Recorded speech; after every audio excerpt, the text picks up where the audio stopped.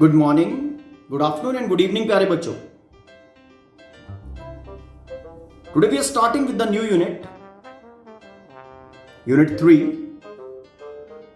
which basically will be dealing with the magnetic effects. In its first part, we will be concentrating into magnetic effect of current. Meaning, when current will be passed through a conductor, how that current carrying conductor is giving a rise to magnetic effect, giving a rise to magnetic field around it. And in its second part, we will be concentrating in magnets and different magnetic materials we will be concentrating in, and we will be studying about the different properties of magnetic material. Okay, so first part, magnetic effect of current.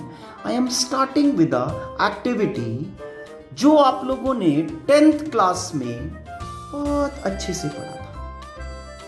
The experiment is very popular experiment, that is Oersted's experiment.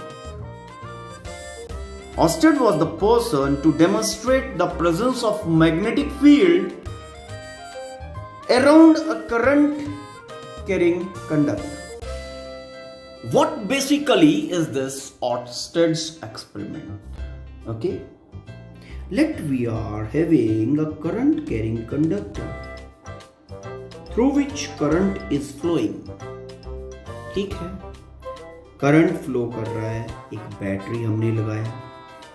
Current का value control करने के लिए you can have a rheostat, that is a variable resistance.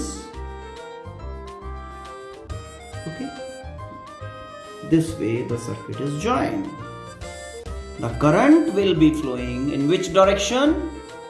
Pause करके जल्दी से direction mark करो. Outside the battery, the current flows from positive terminal to negative terminal. So the current will be flowing like this. ठीक. Now ये जो wire है आपका, ये जो कंडक्टर है आपका ए बी, बिलो दिस हमने एक, ये हवा में लगा हुआ है ऐसे, ठीक है. ओके, इसमें से करंट फ्लो कर रहा है एंड बिलो दिस हमने एक मैग्नेटिक कंपास एस्टैब्लिश कर दिया. This is a magnetic needle होता है basically, needle a small magnet basically, centre fixed.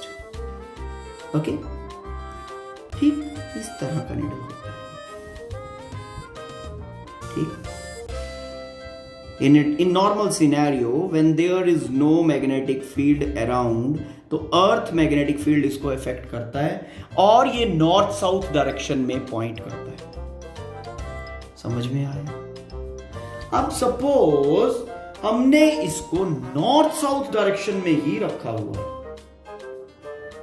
ठीक, डायरेक्शनल सिनेरियो कुछ ऐसे है.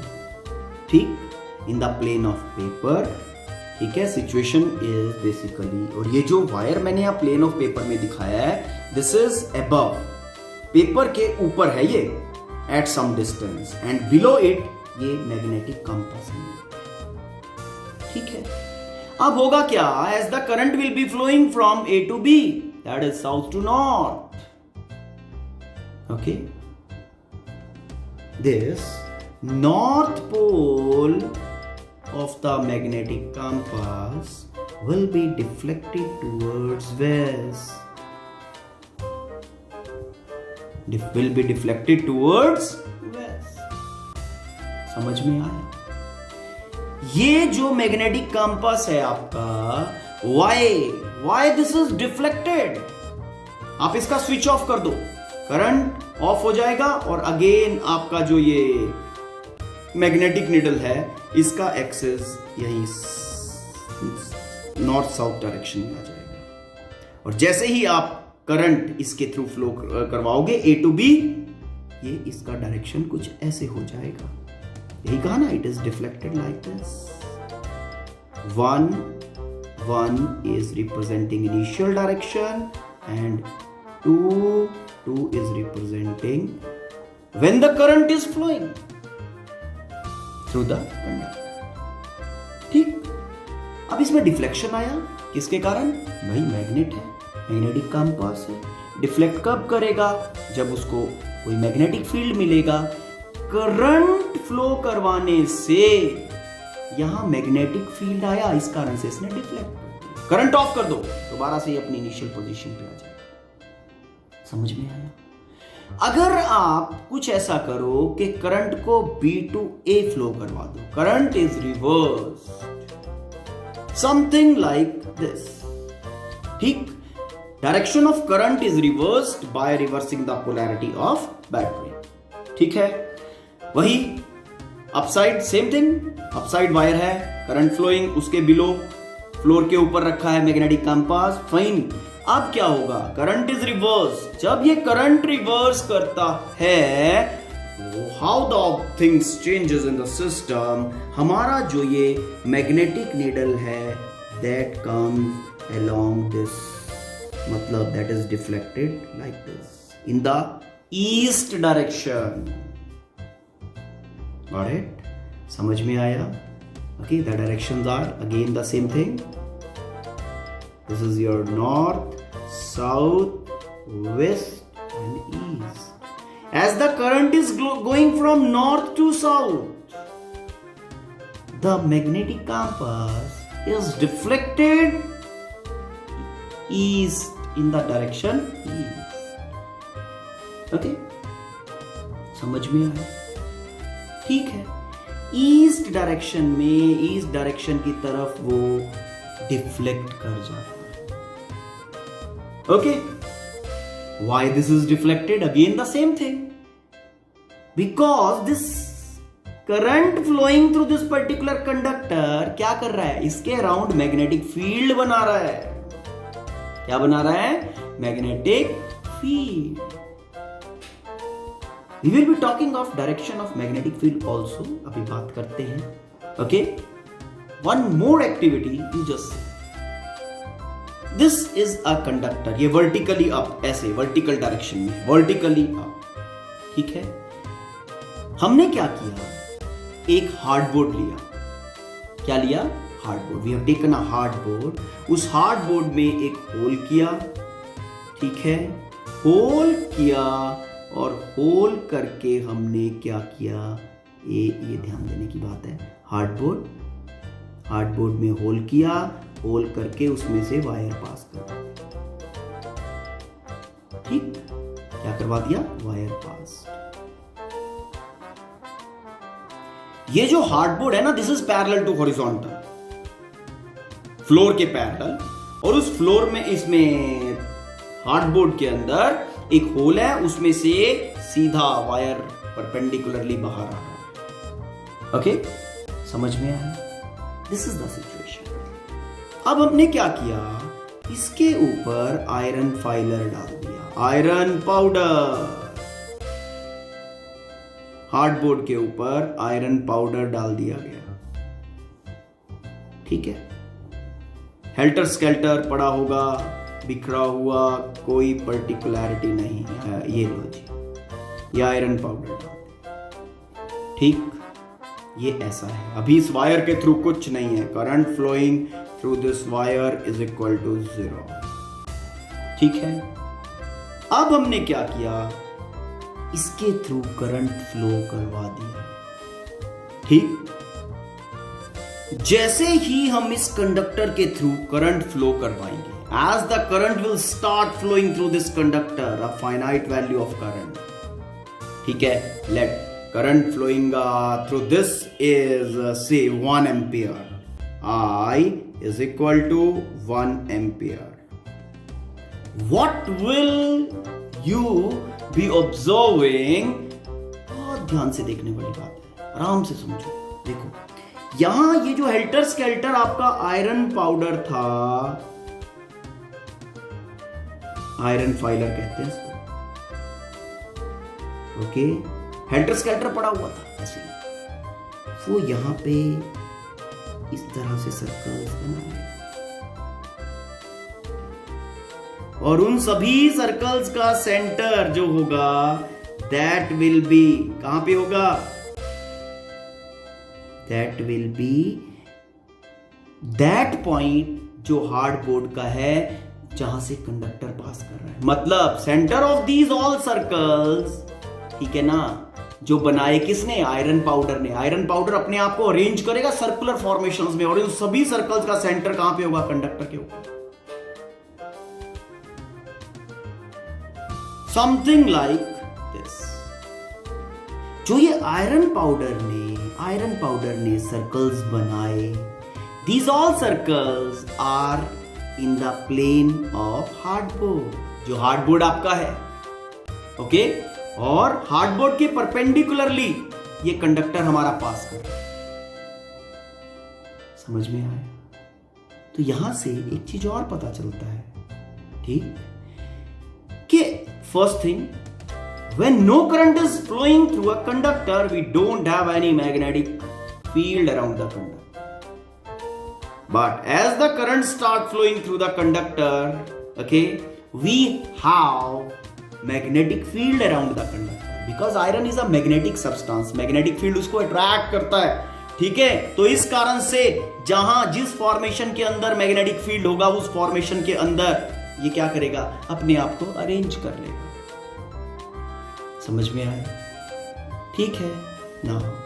मैग्नेट, ये आयरन पाउडर का arrangement is something like this. इसका मतलब जो इसके अराउंड मैग्नेटिक अरेंजमेंट है, मैग्नेटिक फील्ड का जो अरेंजमेंट है, जो डायरेक्शन ऑफ मैग्नेटिक फील्ड है, ठीक है ना। अगर आप नेचर ऑफ मैग्नेटिक फील्ड की बात करो तो nature of magnetic field around this conductor is, वो सर्कुलर फॉर्मेशंस में एग्जिस्ट करती है in a plane perpendicular to the conductor. Okay, अगर आप मैग्नेटिक लाइंस बनाओ, यहां पे हाइपोथेटिकल है लेकिन ग्राफिकल रिप्रेजेंटेशन तो है ना, तो अगर आप मैग्नेटिक लाइंस बनाओ तो suppose this is your conductor, ये आपका कंडक्टर है, तो you will be having you know around this conductor, इस तरह से, ध्यान देने की बात है, ये इस तरह से, ये इस तरह से, यहां से सर्कल इस तरह से मैग्नेटिक लाइन होगा और इस तरह से घूम के फिर नीचे से, फिर ये घूम के इस तरह से, ठीक है। And the plane of the circle will be perpendicular to the length of the conductor, perpendicular to the direction of current, ठीक है। समझ में आया? कंडक्टर में जो करंट जा रहा है ना, उसके परपेंडिकुलर प्लेन होगा in which this circular lines, this magnetic circular field, okay, will be produced. समझ में आया? If you want to have direction of magnetic field around conductor, around current carrying conductor, तो direction is given by right hand thumb rule। अब right hand thumb rule जो है वो direction of magnetic field किस तरह से आपको देता है, let us see। देखो, ये तुम्हारा फिंगर लाइन और ये तुम्हारा थंब लाइन, ठीक। थंब लाइन और फिंगर लाइन दोनों को कौन से हैंड के? राइट हैंड के। Thumb line and finger line दोनों परपेंडिकुलर करना है, दोनों को परपेंडिकुलर करना है, ओके। अब जब ये दोनों परपेंडिकुलर हैं, फिर क्या करना है? ठीक, देखो ध्यान से। अगर ये थंब डायरेक्शन ऑफ करंट दे, if the thumb is pointing in the direction of current, then curl of the fingers like this, यही होगा ना, कर्ल ऑफ द फिंगर्स, उल्टा तो नहीं होगा। Then curl of the fingers will give you direction of magnetic field around the current carrying conductor. It's okay, fine। दोबारा से बताएं, if ये दोनों perpendicular अलाइन करना है, thumb line, finger line, okay, if thumb points along the direction of current, then the curl of the fingers will give us the direction of magnetic field around the conductor. This is right hand thumb rule, okay, and this right hand thumb rule basically is mother of all the rules. आराम से इसको pause करो और read करो। Whatever I said, that same thing is written over. having thumb and finger line of right hand perpendicular to each other. If thumb points along the direction of current, in the direction of current through the conductor, then curling of the fingers will provide direction of magnetic field lines around the conductor. Okay, conductor के around जो curling of the fingers है वो magnetic field lines का direction देगा. Okay, तो to consolidate this particular thing, okay, let's take a situation. Suppose इस point से एक कंडक्टर परपेंडिकुलरली बाहर आ रहा है. ओके, ठीक है, इस पॉइंट P से. Okay, a conductor is existing यहां से perpendicular to the plane of paper and उसके अंदर करंट फ्लो कर रहा है, ठीक है ना, परपेंडिकुलरली आउट ऑफ पेपर. यह सिचुएशन है. P से एक conductor perpendicularly plane of paper, perpendicular to the plane of paper pass कर रहा है, जिसके थ्रू करंट फ्लोइंग जो है वो परपेंडिकुलरली आउट फ्रॉम पेपर है, परपेंडिकुलरली आउट फ्रॉम पेज है. ठीक है, अब यहां magnetic lines of force mark करनी है. ठीक, क्या करोगे? Right hand thumb rule use किया जाएगा. कैसे? Current is coming out perpendicularly out. Okay, something like this. ठीक है, करंट बाहर की तरफ परपेंडिकुलरली आ रहा है. अब अगर आप, ये रहा आपका पॉइंट P, करंट यहां से परपेंडिकुलरली बाहर आ रहा है लाइक दिस, है ना. सी, ये देखो, ये पॉइंट है. अब मैग्नेटिक लाइंस कैसे होंगी? They will B curling around like this. ये करंट का डायरेक्शन हो गया परपेंडिकुलरली आउट. ओके, और ये कर्लिंग होगा ऐसे. ठीक है, इस डायरेक्शन में. देखो किधर है, ये ऐसे. हमें पता है कि करंट कैरिंग कंडक्टर के अराउंड जो मैग्नेटिक लाइंस होती हैं दे आर सर्कुलर, और उन सर्कल का डायरेक्शन कैसे होगा? Like this. They will be like this. Concentric circles, magnetic field lines जो होंगी they will be concentric circle in a plane perpendicular to the current carrying conductor like this. इन सब का सेंटर कहां लाई करेगा? कंडक्टर जहां से पास कर रहा है लाइक दिस. ठीक है, सबका सेंटर. अगर इसके ऊपर डायरेक्शन एरो लगाना है then direction arrow will be something like this. समझ में आया? Hope the thing is clear. अभी तुम्हें पता चला मैग्नेटिक लाइंस, मैग्नेटिक फील्ड का डायरेक्शन.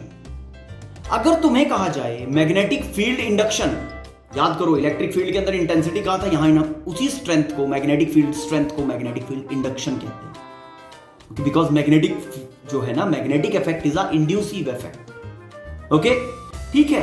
अब अगर तुम्हें कहा जाए मैग्नेटिक फील्ड इंडक्शन का डायरेक्शन बताओ इस पॉइंट के ऊपर, चलो, तो सबसे पहले क्या करोगे? करंट कैरिंग कंडक्टर है, राइट हैंड थंब रूल लगा के यहां से मैग्नेटिक लाइंस किस तरह से पास कर रहा है वो देख लिया. उसके बाद क्या करना है? जिस पॉइंट के ऊपर मैग्नेटिक फील्ड इंडक्शन का डायरेक्शन मार्क करना है. ओके, तो direction of magnetic field induction at that particular point will be tangent drawn at the point. किस डायरेक्शन में? इस डायरेक्शन में या इसमें? प्रोग्रेस डायरेक्शन में. Like this. इस पॉइंट के ऊपर जो मैग्नेटिक फील्ड इंडक्शन का डायरेक्शन होगा, B से डिनोट करते हैं, that will be like this. इस पॉइंट के ऊपर मैग्नेटिक फील्ड इंडक्शन का डायरेक्शन किधर होगा? The line is going like this. तो यहां पे जो टेंजेंट बनेगा दैट विल बी उल्टा लाइक दिस. तो यहां पे मैग्नेटिक फील्ड इंडक्शन का direction will be like this. पहले क्या करना है? पहले पॉइंट के थ्रू मैग्नेटिक लाइन किस तरह से पास कर रहा है उसका डायरेक्शन निकालो. ठीक, कौन देगा? Right hand thumb rule. उसके बाद प्रोग्रेस डायरेक्शन में टेंजेंट बना दो जिस पॉइंट के ऊपर भी मैग्नेटिक फील्ड इंडक्शन का डायरेक्शन फाइंड करना है. अब इस पॉइंट के ऊपर मैग्नेटिक फील्ड इंडक्शन का डायरेक्शन मार्क करो. चलो पॉज करो और खुद मार्क करो. हो गया? ठीक है. देखो, अब यहां तुम्हारा लाइन इस डायरेक्शन में प्रोग्रेस कर रहा है, तो इस पॉइंट के ऊपर tangent drawn will be like this.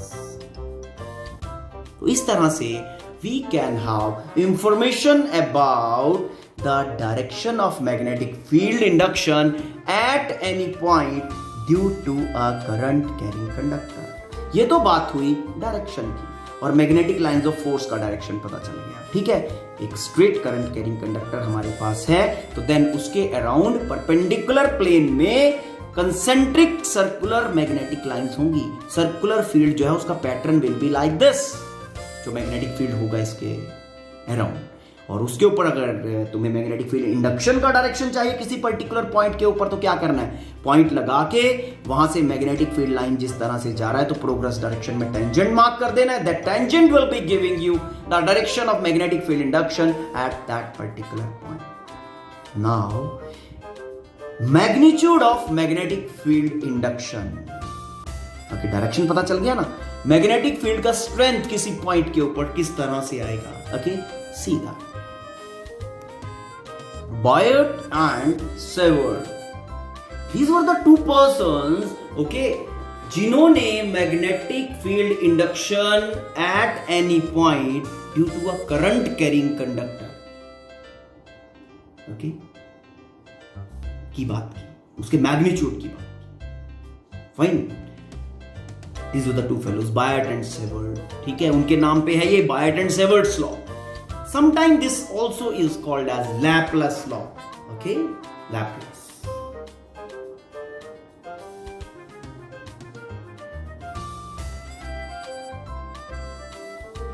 Fine, ठीक। Now what they give basically, they have not taken a whole long conductor, no, ठीक। उन्होंने क्या किया, उन्होंने suppose this is your current carrying conductor,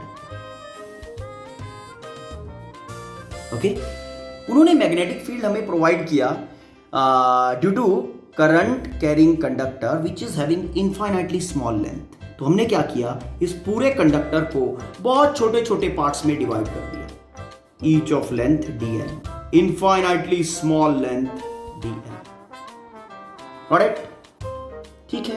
current I is flowing through the conductor, it's okay. अब देखो ध्यान से, now current is flowing through this conductor like this, okay। Now point, this is a point, okay, ये है at a perpendicular distance, okay, say A point P।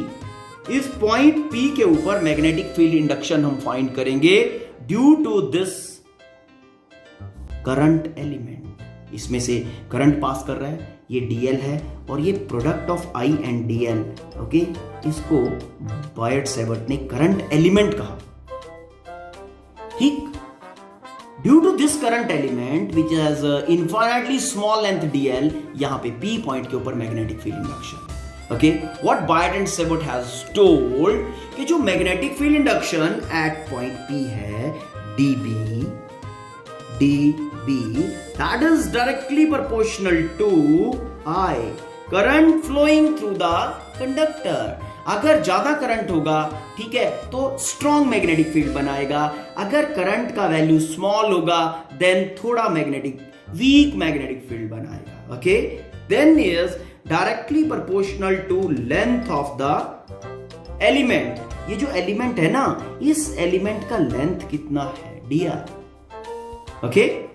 Then उन्होंने कहा कि यहां से एक डिस्टेंस वेक्टर ड्रॉ करो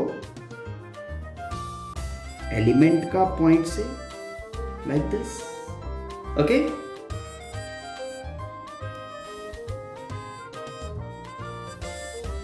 फाइन, अब इस करंट एलिमेंट में dl में idl और इस r में जो डिस्टेंस वेक्टर बना है, इन दोनों में एंगल मान लिया थीटा। कितना बेटा, theta. Directly proportional to this magnetic field dB, directly proportional to sine of theta, sine of theta. Mean जब ये पॉइंट यहां पे लाई करेगा, जब ये एलिमेंट अगर ये यहां पे होता, ठीक है ना, तो बिल्कुल इसके परपेंडिकुलरली सामने था, तो मैक्सिमम कंट्रीब्यूशन मतलब थीटा 90, साइन 90 के ऊपर मैक्सिमम कंट्रीब्यूशन देगा, ठीक है, ओके। और अगर ये कंडक्टर के अंदर पॉइंट आ जाए तो थीटा 0 हो जाएगा, साइन 0 0, मैग्नेटिक फील्ड ही नहीं, ओके।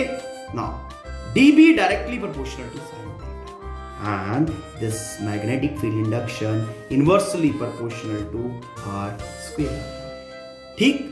सारे वेरिएबल्स को r square mean distance vector square, distance जितना ज्यादा होगा फील्ड वीक होता चला जाएगा, तो magnetic field strength will be getting lesser and lesser, okay. सभी को इकट्ठा किया and we are getting all together we are writing तो dB directly magnetic field induction directly proportional due to this current element of length dl।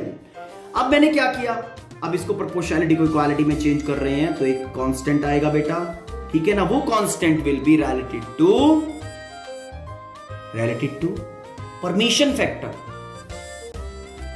Mu naught, okay. Permeability of the medium mu naught over 4 pi, इसकी बात detail में करेंगे। ये basically medium variable है, ठीक। Mu naught over 4 pi, then I d l sine of theta by r square, okay. Done है बेटा, कोई कंफ्यूजन यहां तक? अब अगर यहां पे वेक्टर लगा रहे हो तो यहां पे डायरेक्शन आ जाएगा, डायरेक्शन ये आर कैप लिख सकते हो। ये आर कैप क्या देगा, unit vector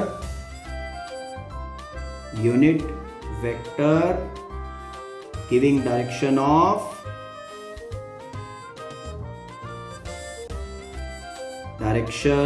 of dB magnetic field induction.